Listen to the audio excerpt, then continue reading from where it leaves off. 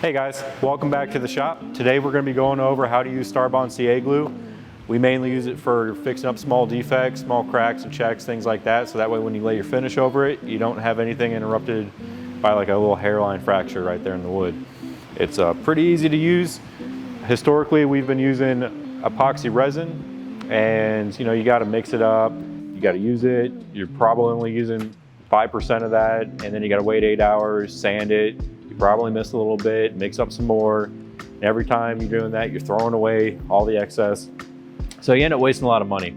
And I was introduced to this about 3 years ago, give or take. And we basically haven't gone back. There's still times, on the bigger stuff that we use epoxy resin because you want that cleaner look. But for the little touch-ups, this stuff works just fine. What makes this stuff super usable is the fact that it basically dries in 15 seconds with the activator. They got two different versions of it. It's the same thing. One's a pump. It's a little bit cheaper per volume, but you got to sit there and pump it each time. And then there's a aerosol, which is pretty convenient. You just grab it, mist right over it, move on with your day. Wait about 15 seconds and you're good to keep on sanding. Now, if you are feeling something that's more than like a small check in the wood and you do want it to look a bit cleaner, you don't want to use the activator. You want to let it air off naturally. That could take 30, 40 minutes, give or take. And then you can go ahead and sand it. When you do spray it with this activator, it does kind of crinkle up a little bit. If you got too much in there, or if it's a bigger void, it can actually kind of crystallize and amber up a bit. So it does show a little defects here and there. Just keep that in mind. Bigger crack, maybe not use the activator and just wait that hour. And small cracks, like small little checks, just go ahead, spray it down. Now, because this is the bottom, I'm just going to go ahead and spray it right away because I don't care if there's a little amberization in there. I just want to make sure it's nice and smooth and minimize the visible defects, from like 3-5 feet away. So they do got several different viscosities that helps you out. There's the medium, which is about 90% of what we grab. It likes to fall into the cracks nice and easy, doesn't trap too much air. And you don't want it to just lay right on top of that small check because then when you sand it, there's hardly anything in it. They do make a thin, but this stuff is super thin. It's kind of a special case that we grab this. Let's say if I got a real loose knot and I want to kind of keep that in there and solidify it, I can soak this in first. It'll go down nice and deep, lock everything up, and then I can cap it with the medium for that clean appearance. They also make a thick. I don't grab it too often on the top just because it's thick. It doesn't fall down as easy. Kind of the issue with epoxy resin is it doesn't always get down in the crack. Now, why I do like it is, let's say if I got a little defect on the edge of a piece and it's too difficult to actually get that up on edge, I can put this in there, spray it real quick, and it's so thick, it's kind of like syrup, it's barely moving, and then it stops, and you can get it in the crack or hole a lot easier. Another cool feature of the thin is, some areas of the wood that gets a little spalted, sometimes the wood gets pretty soft there. It become a bit of an issue when it comes to keeping a solid surface, getting a finish on it, sanding it, whatever. You can just soak this stuff in and it absorbs right down in the wood fibers. I do not recommend that you spray the thin though because of how hot it can get, and it can kind of crystallize and foam up on you pretty easily. So just soak it in the wood, let it air off over an hour or so, and then you can sand it. You can keep building that up, and then when you sand it smooth, it's basically just as smooth as the rest of the table. The wood there is probably harder than the rest of it too, and it allows you to get that finish on and it looks beautiful. Make a nice usable surface. Another thing to keep in mind as you're working this is, let's say you're using the medium, you get it down in the crack and you spray it and you watch it kind of crinkle up a little bit, shrink down a little bit. Sometimes you watch some of that goop underneath kind of squirt to the surface, and that doesn't exactly harden up all the way because the accelerator is already mostly aired off by that point. Just keep an eye out for that. You see that happen, give it another quick mist, wait another 15 seconds, and you'll be good to go and start sanding again. Because if you do that, then it's going to gum up your sandpaper, and then you got to change it out. We've all been there using super glue, which is basically what this stuff is. And you get a little bit on your fingers, and as we all know, it basically just sticks immediately. That does happen when you use this occasionally. You can use gloves. It's just going to stick your glove and tear your glove right off. But they do make a debonder, which works pretty well. And if you get a little bit on your fingers, recommend you just brush a little bit on your fingers, rub them together for a minute or so, and then just go over to the sink, wash your hands, with your orange cleaner with the pumice stuff in it, and it basically strips it right off very easily. So stay tuned till the end of this video, and I'm gonna go ahead and show you that the debonder does in fact work by purposely gluing my fingers together. Now that that's out of the way, let's go ahead and do an unboxing so you can see what you get. All right, so let's go ahead and open it up. And this is generally what you get. You know, you get a little micro tip. So if you got to get into a real small area, you're trying to get that down into a small bubble that you opened up, these definitely help out. Directions, nobody needs that. Now each of these do have a little gasket inside of there, and that helps seal this to the bottle. Now if you lose that, you're probably going to get a lot of leakage coming out of there. The one in the middle is meant for this guy, which is where most of the product is, and this screws on there, and this box, you're going to get all these. Get that out of the way. So this is what you're going to work out of, and that's what all these other tips are for. So you refill this with that. The reason why you don't want to work out of that one is that you're going to screw up your tips. It's going to naturally air off and glue up the tip. So you're going to be snipping this back along the way. You know, here in the shop, because we use so much of it, you know, as it gets about halfway and we still want to find our tip, we'll just grab a micro tip, throw it on, and then start trimming that back. And once the tip's no good, toss it out, grab another one, and keep trucking. So let's go ahead and fill one of these up. Starts by, yeah, who would have thought that opening up a bottle of super glue is, the lid's glued shut to it. Go ahead and get that off.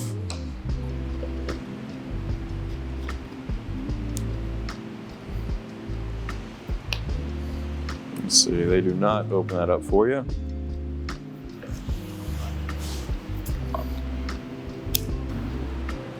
And you just fill it up.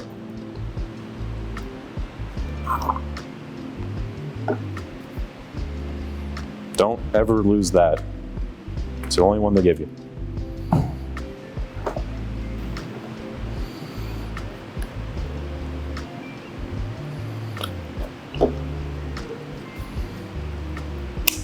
And that's how you set one of these up. Put that back on when you're done so it doesn't dry up. I mean, we go through the stuff so quick that we don't even bother putting the lids back on, because by the time it dries up, we already went through it 3 times. All right, so let me show you what we're going to be working with today. Let's see, get in there. Come on, focus. There it is. It's right here. You see where it's highlighted by the dust. We're going to get that blown out. There's a crack, you know, little stuff like this. We're going to get that out. Always look around knots and whatnot. You usually find small spots like that. Now this right here is basically where the CA glue shines. You know, this crack actually comes from all the way over here. Keep my finger out of there so it stays in focus, and continues up this way. You know, it's pretty small stuff, and especially, you know, see, even right here to the right of that knot, right there. There's a small little check like that. Now, even though this is the bottom of the table, I am going to fill up these cracks. Step 1 though is you want to get the dirt blown out of the cracks. The little tiny checks I'm not going to worry that much about, but when we get onto the face of it, I am going to take time and hunt down all those little hairline cracks, because when you put the finish on, it's just going to highlight where those are. So as you're sanding, you can touch these up as you go. You wait 15 seconds, you keep sanding, and then it just gives you a more rewarding product with a higher quality finish when you're done. All right, so we're going to go ahead and fill this one up right here. Just going to get in there. It's just like doing the resin. You just lay a bead and let it soak down in there. While it soaks for a minute, I'm just going to go ahead and hit these small little holes here and there. And just hit that. Wait 15 seconds. All right, and we're back. Try to the touch. Now, when it is deeper like this, you don't just want to fill up the whole thing and then spray the top, because then the top's dry, but the inside is not. So when it's a little bit bigger like that, we're just going to go ahead and layer it up, so that way we know it's hard all the way through.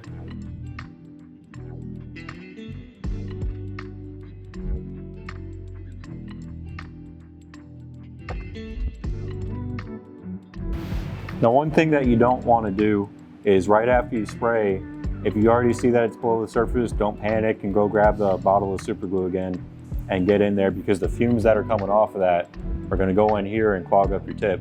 So just give it that time to go ahead and dry off and then go back in. So pretty sure this is the last one that we got to do. Now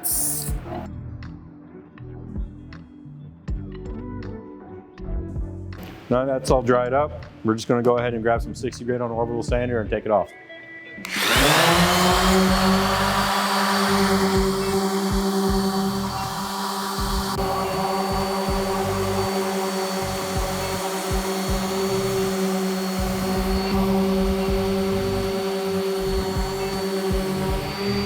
Now as you can see, when it finished, this is just alcohol, but as the finish does get onto it, it clears up, looks good. You know, it's only 60 grit, so it looks better when you're actually on your final grit. We're gonna go ahead and show you closer, and as you can see that down in there, you can see a little of that crystallizing I was talking about. So that's what I mean, like on the bigger stuff, you may wanna naturally let it air off so that way it stays clear. So that about sums everything up. Starbond, pretty useful tool. You know, use the right viscosity for the task at hand. Try to avoid using the accelerator on the thin. Thick, you can use it on it. Medium, again, if you only want to buy one, that's about 90% of what we use. So if you just want to try out one, try out the medium. That's what we like. If you like today's video, go ahead and leave us a comment below, like and subscribe to keep on following for these how-to videos. And for those of you who have stuck around till the end of this, guess it's time to glue my hand together. Are you sure you want to do this right now? Well, we promised we'd do it for the live. Jesus, it's actually stuck. So, oh no, I glued my hands together. What will I do? So you just brush this crap on there.